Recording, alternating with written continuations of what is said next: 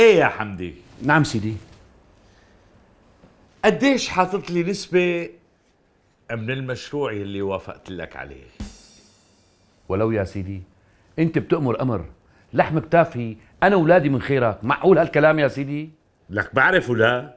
قديش حاطط لي نسبة؟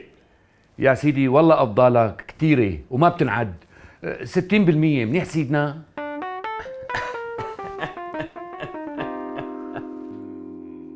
لا العمى شو حيوان؟ اللي لشوف نعم سيدي. بعد ما بوردت هلا فكرت تغير النسبة؟ مشان الله ما تواخذني سيدي، والله من لبكتي ما عرفت تحكي سيدي. 90% لكم سيدنا و10% إلي، كتر خيركم يا سيدنا. ها؟ شفت ما أفهمه؟ ايه يا عمران، وانت شو حاطط لي نسبة من المناقصة اللي عطيتك اياها؟ لا يا سيدنا، ليش نحن بنسترجي بوجودك نحط نسب؟ هذا المشروع مشروعك ونحن كلياتنا زلمك. انت بتحدد النسبة اللي بدك اياها ونحن بنسدد. شفت يلي بيفهم؟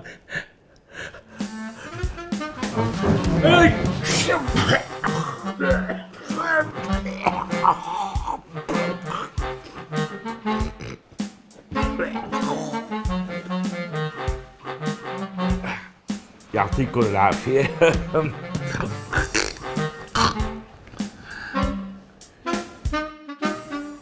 صباح الخير يا اخوان. نحن اليوم بشرفنا نفتتح مزادنا العلني على مقتنيات واثار السيد ابو سار. هذا ما مزاد علني عادي، هذا مزاد علني على كل شيء من ريحة المعلم اللي كلياتنا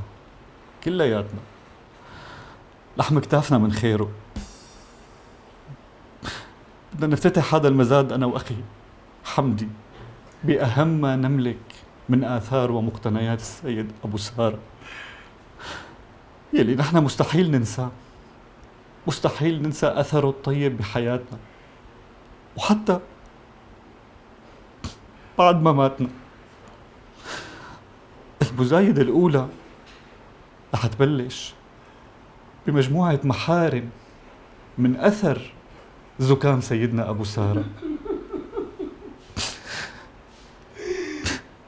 بنبلش من عند السيد أنس. مليون دولار السيد أنس. السيد فخري 4 مليون دولار السيد فخري. السيد أبو شهاب